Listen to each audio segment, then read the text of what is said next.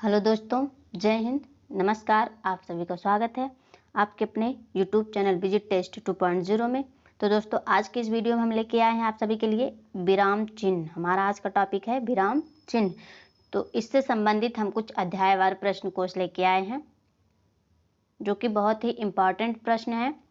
तो दोस्तों, ये जो विराम शब्द है, विराम शब्द का अर्थ जो होता है वो होता है रुकना या ठहरना, जिसे हम विराम कहते हैं। तो चलिए देखते हैं। तो दोस्तों, ये जो श्री कामता प्रसाद जी हैं, वो जो है विराम चिन्हों को कितने माने हैं? वो उन्होंने विराम चिन्हों की संख्या 20 मानी है। वो उन्होंने माना है कि ये जो विराम चिन्ह होते हैं यह अंग्रेजी से लिए गए हैं। तो चलिए देखते हैं यहाँ पे हमारा प्रश्न क्या है। पहला प्रश्न हमारा, मुझे बाहर जाना है, रेखांकित चिन्ह को पहचानिए। तो यहाँ पे हमारा जो नीचे है वो रेखांकित चिन्ह है। तो यहाँ पे हमारा कौन सा विराम चिन्ह है? तो यहाँ पे होगा हमारा पूर्ण विराम। क्या है? पूर्ण विराम। हमारा ऑप्शन ए सही है। अगला प्रश्न देखेंगे हमारा क्या है दोस्तों। किसी पद, उपवाक्य आदि की विशेषता दिखाने के लिए शब्द के नीचे एक रेखा खींचते हैं, उसे कहते हैं। तो दोस्तों, उसे क्या कहेंगे? उसे हम कहेंगे अधोरेखा चिन्ह। क्या कहेंगे? अधोरेखा चिन्ह कहेंगे। अगला प्रश्न हमारा, दो समानार्थी शब्दों की पुनरुक्ति के बीच में किस विराम चिन्ह का प्रयोग किया जाता है? तो दोस्तों, उसमें जो है योजक चिन्ह का प्रयोग किया जाता है। तो योजक चिन्ह जो ऐसे लगाया जाता है। चलिए अगला प्रश्न देखेंगे हमारा, कोष्ठांकित विराम चिन्ह का नाम क्या है? तो दोस्तों, विराम चिन्ह, कोष्ठांकित विराम चिन्ह का नाम क्या होता है? अर्ध विराम। क्या होगा? अर्ध विराम होगा। तो दोस्तों, अर्ध विराम चिन्ह कैसे लगता है? ऐसे लगता है। अर्ध विराम चिन्ह ऐसे लगाया जाता है। चलिए अगला प्रश्न देखेंगे हमारा, विराम चिन्ह प्रयुक्त होता है। तो ये जो चिन्ह दिया है वो कहाँ प्रयुक्त होता है? तो यह जो है तुल्यता सूचक चिन्ह है। क्या है? तुल्यता सूचक। जैसे कि होता है 4 धन 2 बराबर 6। तो यह जो चिन्ह है यह हमारा तुल्यता सूचक चिन्ह माना जाता है। अगला प्रश्न देखेंगे, किस वाक्य में विराम चिन्ह का उचित प्रयोग नहीं है? तो चलिए देखते हैं। मैं मनुष्य में मानवता देखना चाहता हूँ, उसे देवता बनाने की मेरी इच्छा नहीं है। तो यहाँ पे जो चिन्ह लगा है वो सही है। यह दूर से, बहुत दूर से आ रहा है। तो यहाँ पे जो अल्प विराम लगा है चिन्ह वो भी सही है। अगला ऑप्शन हमारा, सुनो सुनो वह गा रही है। प्रिय, अगला हमारा, प्रिय महाशय मैं आपका आभारी हूँ। तो यहाँ पे जो हमारा ऑप्शन सी है यह जो है हमारा उचित प्रयोग नहीं हुआ है, क्योंकि यहाँ पे विस्मयादि चिन्ह का प्रयोग किया गया है। तो यहाँ पे विस्मयादि चिन्ह का प्रयोग नहीं होगा। चलिए देखते हैं अगला प्रश्न हमारा, विराम चिन्ह प्रयुक्त होता है। तो ये जो विराम चिन्ह दिया है वो किस में प्रयुक्त होता है? संयोजक चिन्ह। किस में होता है? संयोजक चिन्ह में प्रयुक्त होता है। अगला प्रश्न देखेंगे, जहां वाक्य की गति अंतिम रूप ले ले, विराम के तार टूट जाए, वहां किस चिन्ह का प्रयोग किया जाता है? तो वहां पे पूर्ण विराम चिन्ह का प्रयोग किया जाता है। चलिए हमारा अगला प्रश्न देखते हैं क्या है। हमारा प्रश्न है, किसी की कही हुई बात को स्पष्ट करने के लिए वाक्य के अंत में किस चिन्ह का प्रयोग किया जाता है? तो दोस्तों, वाक्य के अंत में विवरण चिन्ह का प्रयोग किया जाता है। किसका? विवरण चिन्ह का। इसे कैसे प्रदर्शित करेंगे? तो चलिए देखते हैं। इसे जो है इस प्रकार से प्रदर्शित किया जाता है। चलिए अगला प्रश्न देखेंगे, किसी अक्षर या शब्द पर विशेष बल देने के लिए किस चिन्ह का प्रयोग किया जाता है? तो दोस्तों, उस पे जो है इकहरा ऊर्ध्वरण का प्रयोग किया जाता है। अगला प्रश्न देखेंगे, निम्न में प्रश्नवाचक चिन्ह कौन सा है? तो आप सभी को पता ही होगा ये प्रश्नवाचक चिन्ह है। तो यहाँ पे भी वही प्रश्न है, तो यहाँ पे भी हमारा वही आंसर होगा। अगला प्रश्न देखेंगे, निम्नलिखित में से निर्देशक चिन्ह कौन सा है? तो दोस्तों, इसमें से हमारा निर्देशक चिन्ह है ऑप्शन डी। ऑप्शन डी हमारा निर्देशक चिन्ह है। अगला प्रश्न देखेंगे, निम्न में से कौन सा विराम चिन्ह का प्रकार नहीं है? तो दोस्तों, इसमें से जो है हमारा उपदेशक जो है वो हमारा विराम चिन्ह का प्रकार नहीं है। अगला प्रश्न देखेंगे, जहां वाक्य की गति अंतिम रूप ले ले, विचार के तार टूट जाए वहाँ किस चिन्ह का प्रयोग किया जाता है। तो इसके पहले ये अभी क्वेश्चन आया था, तो यहाँ पे होगा पूर्ण विराम। चलिए हमारा नेक्स्ट क्वेश्चन देखते हैं। निम्नलिखित में से कौन सा अल्प विराम चिन्ह है। तो आप लोगों को पता ही होगा कि अल्प विराम चिन्ह ऑप्शन सी हमारा है। अगला प्रश्न है, यह जो रेखांकित शब्द है, रेखांकित चिन्ह कौन सा है। तो यह जो है लोप सूचक चिन्ह है। क्या है?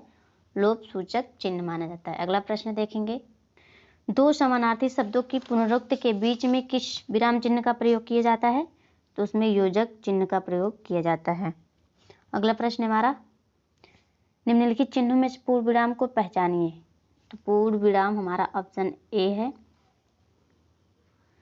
ओ बहुत कठिन समय आया है, दिए गए वाक्य में उचित विराम चिन्ह लगाइए। तो यहाँ पे कौन सा चिन्ह लगेगा? यहाँ पे हमारा आश्चर्य चिन्ह लगेगा। चलिए अगला प्रश्न देखेंगे, हे भगवान मेरी रक्षा करो, दिए गए विकल्पों में से सही का चयन कर रिक्त स्थान भरिए। तो यहाँ पे कौन सा चिन्ह लगेगा? विस्मय बोधक चिन्ह। कौन सा? विस्मय बोधक चिन्ह लगेगा। चलिए अगला प्रश्न देखेंगे, अरे वाह आपका आगमन तो आकस्मिक है। आकस्मिक है। वाक्य में रिक्त स्थान पर किस विराम चिन्ह का प्रयोग किया जाएगा। तो दोस्तों इसमें जो है विस्मयादि बोधक चिन्ह का प्रयोग किया जाएगा। अभी मैंने बताया था विस्मयादि चिन्ह प्रदर्शित किया जाता है। निम्नलिखित में से कौन सा अल्प विराम चिन्ह है। तो इसमें से अल्प विराम चिन्ह हमारा ऑप्शन सी है। अगला प्रश्न देखेंगे, नेताजी ने कहा था तुम मुझे खून दो मैं तुम्हें आज़ादी दूंगा। इस वाक्य में कौन सा चिन्ह लगा है।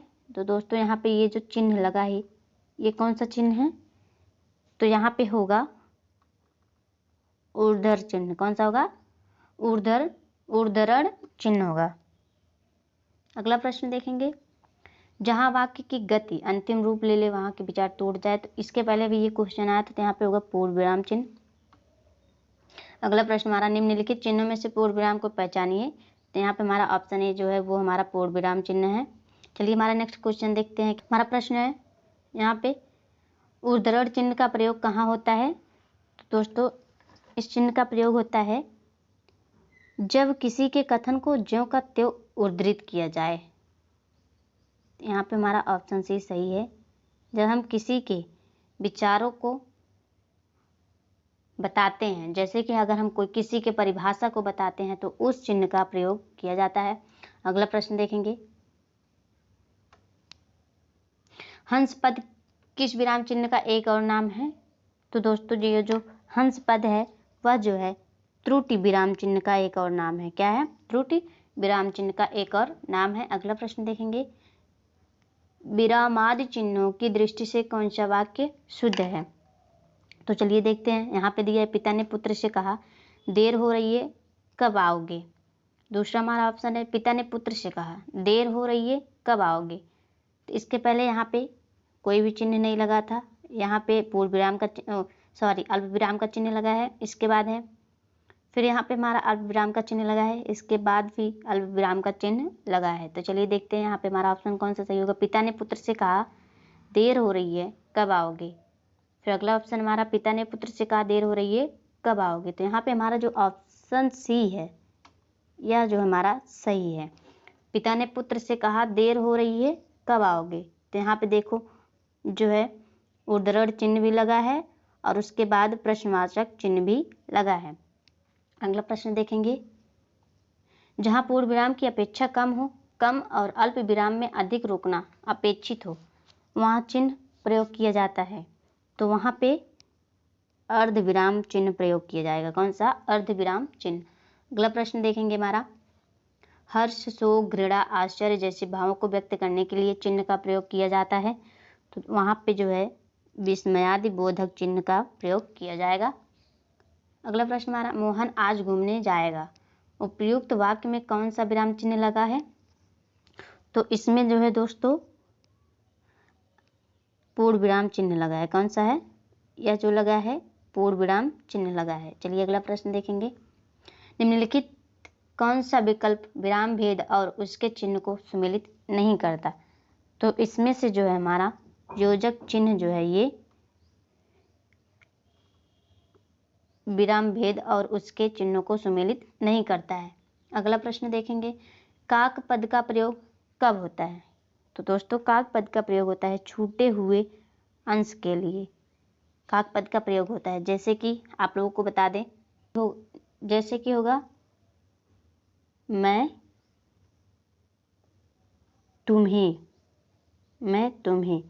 इसके बाद यहाँ पे मेरा शब्द छूट गया है तो यहाँ पे होगा देना चाहता हूँ। तो यहाँ पे जो हमारा शब्द छूटता है तो इसमें हमारा कौन सा चिन्ह लगेगा? ये वाला चिन्ह लगेगा। तो यहाँ पे हम लिखेंगे कुछ। अब हमारा होगा मैं तुम्हें कुछ देना चाहता हूँ। तो यहाँ जो चिन्ह लगा है, ये जो चिन्ह लगा है यह हमारा काक पद का चिन्ह है। चलिए अगला प्रश्न देखेंगे हमारा क्या है। हमारा प्रश्न है मनोविकार सूचक शब्दों, वाक्यांशों तथा वाक्यों के अंत में किस चिन्ह का प्रयोग किया जाता है? तो यहाँ पे विस्मय बोधक चिन्हों का प्रयोग किया जाता है। चलिए अगला प्रश्न देखेंगे। जब वाक्य के मध्य में कोई शब्द या पद छूट जाता है तब उसे पूरा करने के लिए उस स्थान पर कौन सा विराम चिन्ह लगाकर उसे ऊपर लिखा जाता है? तो दोस्तों उसे जो है हंस पद विराम चिन्ह लगाकर उस शब्द को लिखा जाता है। अगला प्रश्न देखेंगे, सुमेलित कीजिए अ और ब। यहाँ पे हमारा दो ऑप्शन दिया है, तो चलिए देखते हैं। यहाँ पे हमारा अल्प विराम कौन सा है? तो दोस्तों ये जो हमारा अल्प विराम है वो है अ। विस्मय बोधक चिन्ह कौन सा है? यह जो है ये हमारा ये जो हमारा विस्मय बोधक चिन्ह है। तो हमारा अर्धविराम चिन्ह कौन सा है? तो अ जो है हमारा अर्धविराम चिन्ह है। निर्देशक चिन्ह कौन सा है? तो ये जो है हमारा निर्देशक चिन्ह है। तो यहाँ पे हमारा चलिए देखते हैं ऑप्शन कौन सा सही है। तो यहाँ पे हमारा जो है ऑप्शन बी सही है। यहाँ पे हमारा ऑप्शन बी सही है। चलिए अगला प्रश्न है हमारा, इनमें अर्धविराम का सूचक चिन्ह है। तो इसमें से ऑप्शन बी जो है ये हमारा अर्धविराम है। अगला प्रश्न है, किस वाक्य में विराम चिन्ह संबंधी विसंगति है?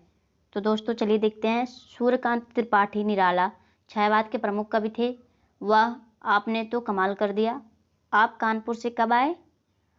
राम, श्याम और विजय दिल्ली गए। तो चलिए देखते हैं यहाँ पे विराम चिन्ह संबंधी विसंगति कौन सा है। तो इसमें से हमारा ये जो है सूर्यकांत त्रिपाठी निराला छायावाद के प्रमुख कवि हैं। तो यहाँ पे ये जो हमारा विराम चिन्ह है यही है संबंधी विसंगति। अगला प्रश्न देखेंगे, इनमें से अर्धविराम चिन्ह कौन सा है? तो दोस्तों इनमें से अर्धविराम चिन्ह है ऑप्शन बी। अगला प्रश्न है, अर्धविराम चिन्ह अर्धविराम का चिन्ह है। तो इसके पहले अभी मैंने बताया ये ऑप्शन बी है। चलिए नेक्स्ट क्वेश्चन देखते हैं। वाक्य में क्षण भर ठहराव के लिए प्रयुक्त चिन्ह है। तो कौन सा है? अल्प विराम। अगला प्रश्न हमारा, और से पहले किस चिन्ह का प्रयोग नहीं है? तो इसमें कौन सा चिन्ह नहीं है?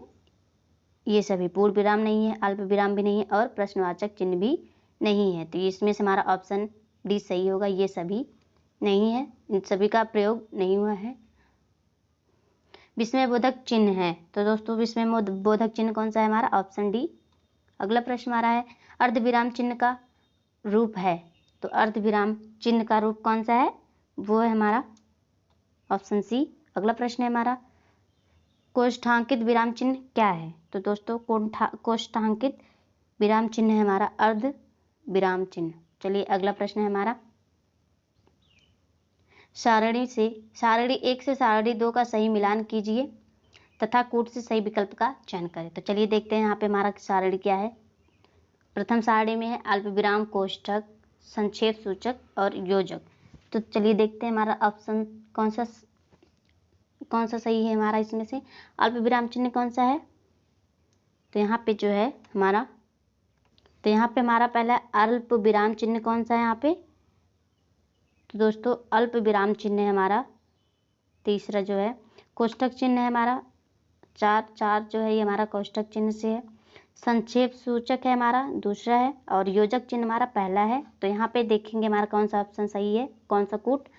तो यहाँ पे हमारा जो ऑप्शन डी है वो सही है। अगला प्रश्न देखेंगे, त्रुटिपूरक शब्द के लिए किस चिन्ह का प्रयोग किया जाता है। तो उसमें जो है ऑप्शन डी जो है ये काक चिन्ह का प्रयोग किया जाता है।